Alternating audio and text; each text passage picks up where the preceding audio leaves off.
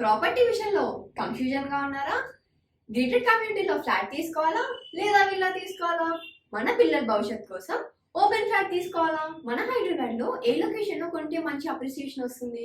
మరి నమ్మకమైన ప్రాపర్టీ కొనాలంటే నమ్మకమైన గైడ్ కావాలి కదా. ప్రాపర్టీ అడ్వైజర్ కోసం సంప్రదించండి వరాహస్వామి ప్రాపర్టీ గూగులర్. కాంటాక్ట్ 7207218485. శ్రీ మహాగణాధిపతయే నమః. ఐం మహాసరస్వత్యే నమః. శ్రీ లలితాంబికాదేవియే నమః. ఈ నెల 6వ తారీఖు, ఇది 6వ నెల, గురువారము, అమావాస్య, పంచగ్రహ కూటమి అనేటువంటిది ఉన్నది అని అందరికీ తెలిసిందే. అయితే పంచగ్రహ కూటమి ఉండేటువంటి దాని వలన కొన్ని రాసుల వాళ్లకు మాత్రమే బాగున్నది, మిగతా రాసుల వాళ్లకు అంత యోగదాయకముగా లేదు.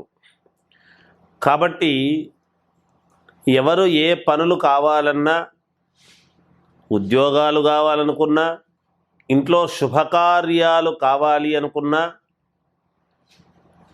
శుభకార్యాలు అంటే ఏమిటి? వివాహము, ఇవే కదా శుభకార్యాలు అనేటప్పటికీ. కళ్యాణమే శుభకార్యము.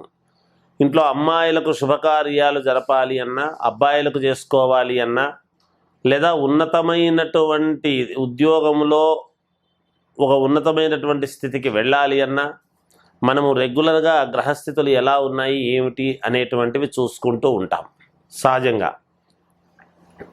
అయితే ఈ పంచగ్రహ కూటమి వలన ఉన్నట్టుండి ఉద్యోగము ఇది కావటము, లేదా అనూహ్యముగా ఒక జరగాల్సినటువంటి కార్యక్రమము ఉన్నట్టుండి ఇబ్బంది కావటము, ఇలాంటివి ఏవో కొన్ని ఇబ్బందులు అనేటువంటివి ఉన్నాయి. సరే, ఏదైనా మేము మంచి చెప్పాలి ఎప్పుడూ కూడా. ఎవరిని భయపడించేటువంటి విధానము కానీ, లేదా మీకు అలా ఉంటుంది ఇలా ఉంటుంది అని భయోత్పాతము కలిగించి మనస్సుకు కకావికలముగా ఉండేట్టుగా చెప్పటం అనేటువంటిది న్యాయం కాదు. అయితే ఈ పంచగ్రహ కూటమి వలన మరి గ్రహాలు అన్నీ మేజర్ గ్రహాలు, ముఖ్యమైనటువంటి గ్రహాలు గురు, శుక్రుడు, రవి, చంద్రుడు, బుధుడు అందరూ అక్కడే ఉండేటువంటి దాని వలన మరి అవి ఇచ్చేటువంటి శుభ ఫలితాలు ఎవరికి, ఇబ్బందులు ఎవరికి అనేటువంటివి రెండూ మనము చూసుకున్నప్పుడు మేషరాశి వాళ్లకు బాగుంటుంది, అలాగే కర్కాటక రాశి వాళ్లకు అనుకూలముగా ఉన్నది, అలాగే కన్యా రాశి వాళ్లకు చాలా బాగుంటుంది, వృశ్చిక రాశి వాళ్లకు చాలా బాగుంటుంది, అలాగే మకర రాశి వాళ్లకు చాలా బాగుంటుంది. ఈ రాశుల వాళ్లకు చాలా యోగదాయకముగా ఉంటుంది ఈ పంచగ్రహ కూటమి వలన. అయితే ఇప్పుడు మరి మిగతా రాసుల వాళ్ళు ఉన్నారు, ఏది బాగులేని రాసుల వాళ్ళు. ఎవరెవరికి బాగులేదయ్యా అంటే,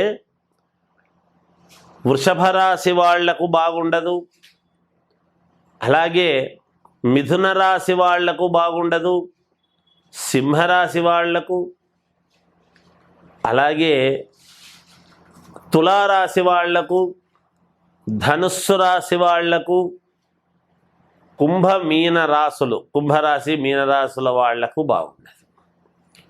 సరే, బాగుండదు అంటే ఏమిటి?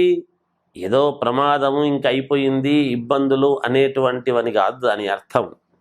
అంటే జరగాల్సినటువంటి పనులు జరగకపోవటము, మాకు మేలు ఉంటుందిలే అని అనుకునేటువంటి వాళ్లకు కొంచెం ఇబ్బందులు కావటము. గురుగ్రహము, మనము గురుబలం బాగుంటే అన్నీ జరుగుతాయి అని కదా మనం అనుకుంటాము. ఆ గురువే మరి అమావాస్య రోజు పైగా ఇలా పంచగ్రహాలు ఒక చోట ఉండేటువంటి దాని వలన ఇచ్చేటువంటి దానికి మరి ఏమి చేసుకుంటే పరిహారం అనేటువంటిది ఇక్కడ ఉన్నది.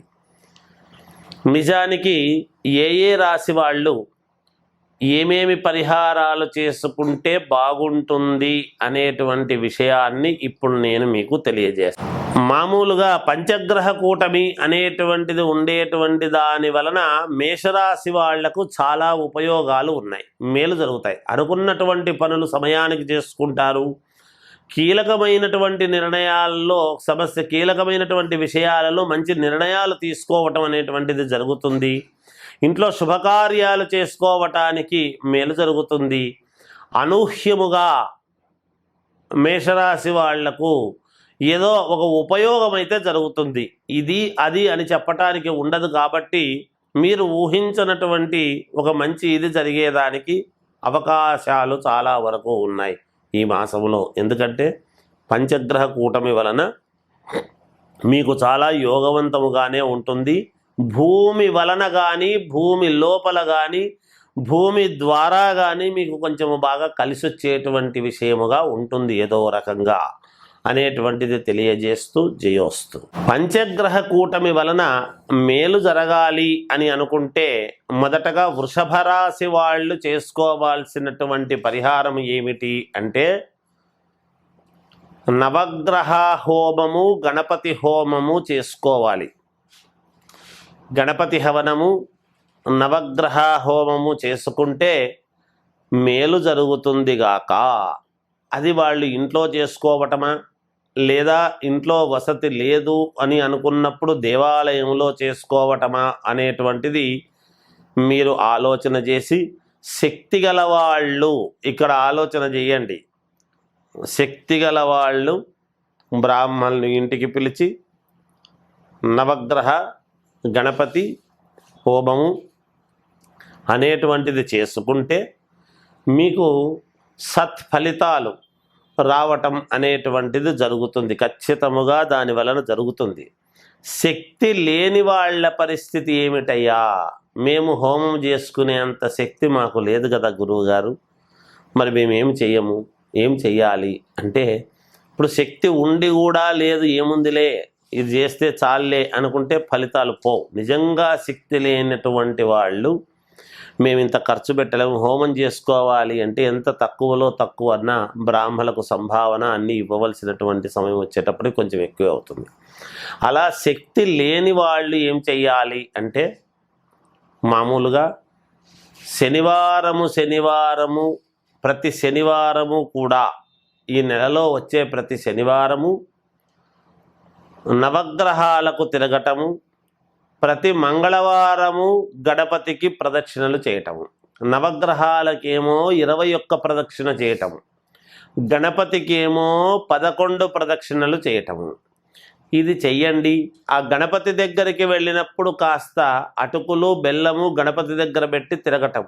రోజు మీకు చేతనైనన్ని అటుకులు ఒక పిరికెడు కానీ చిన్న బెల్లపు ఉంట కానీ అలా అటుకులు బెల్లము అనేటువంటివి రెండూ గణపతి దగ్గర పెట్టి గం గణపతయే నమః అనేటువంటి మంత్రముతో తిరగటం ఒకటి. నవగ్రహాల దగ్గరికి వెళ్ళినప్పుడు ఒక కాయిన్ ఏదైనా శనేశ్వరుడి దగ్గర పెట్టి ఒక కాయిన్, ₹1 కావచ్చు, ₹2 కావచ్చు, మీ ఇష్టం, మీ శక్తి అనుసారం ఒక కాయిను అక్కడ పెట్టి ప్రదక్షిణలు చెయ్యండి. తప్పకుండా మీకు విజయం లభిస్తుంది, మేలు జరుగుతుంది. జయోస్తు.